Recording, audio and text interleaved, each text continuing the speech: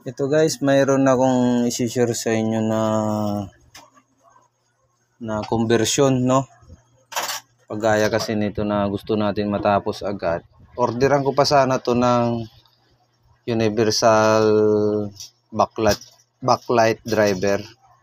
Kaso matatagalan pa. Kailangan na natin kumita. Kaya ang ginawa ko, napalaban yung inasimbol ko na backlight tester. Yun na muna ang ginamit ko. Symbol na lang siguro ko pag mahaba yung oras ko, yung walang tanggap pa. Kasi ngayon medyo marami ngayon nakapila, meron pa dun. Backlight din yun. Bukas parating na yung ano. Kaya lang ginamit ko na yung aking backlight tester. Pero matik naman, kayang-kaya naman bukas yung gawin na. I-share ko lang kung gusto nyo gayahin ng gaya nito, na gusto nyo makatapos kagad ng trabaho, yan.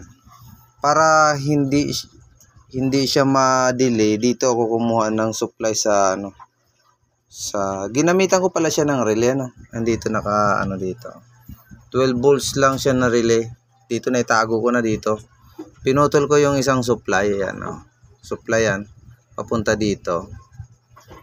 Tuklapin natin ulit para makita nyo, no, na may ginamit talaga akong relay dyan.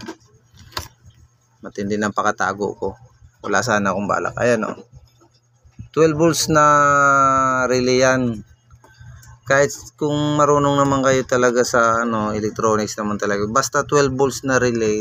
Then ang itinatawid niya is 220. Okay yun.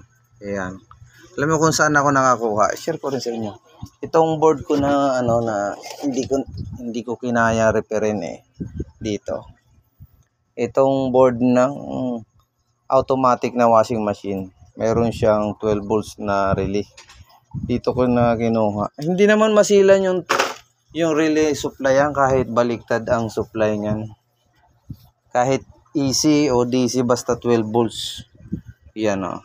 Tapos dito ako kumuha sa dito sa supply na ng Ticon board. Kasi mas malaki diyan ang maghinang kaysa doon ba. Doon medyo napagkakipot maghinang doon Kasi kapag hindi lalagyan ng relay, pagsaksak pa lang ng TV, iilaw na yung backlight. Ito, pag pinindot ko yung power, saka magkakaroon ng 12 volts to. Itong board. Ayan na. Wala pa. Pipindutin natin ito. Kasi nakasaksak na siya. Ayan. Tutunog yung relay niyan Yun. Kita nyo? Lumagatak yung relay. Ayan. Yun. Ayan. Convert din yung backlight nito. Kaso lang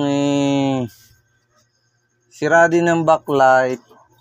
Sira din yung inverter. Bumabagsak yung inverter. Ayan yung pinanggalingan ng backlight. Ayan. Ayan. So, share ko lang.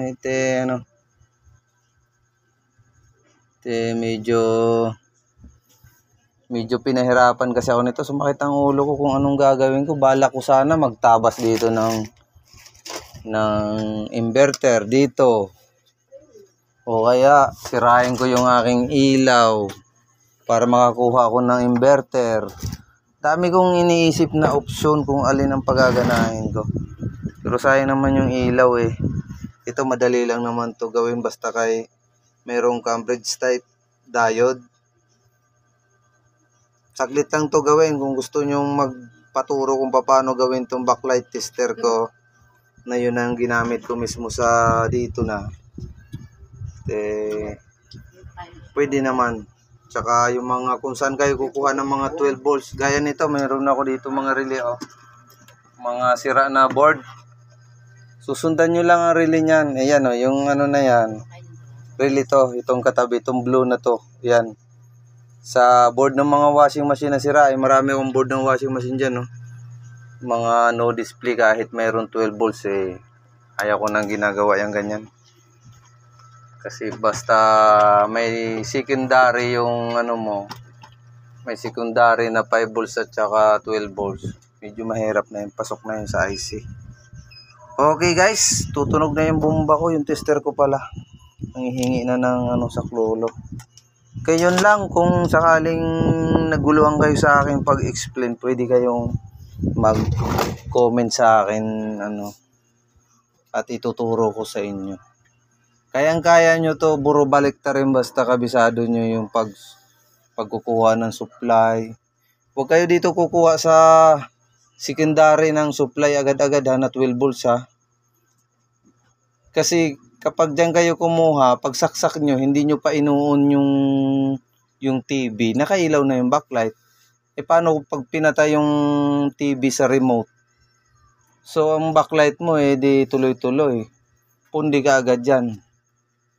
Ito pag pinindot sa remote to, patay din yung backlight nito. Okay guys, sana mayroon kayo natutunan sa ating munting video. Kahit to ganito lang.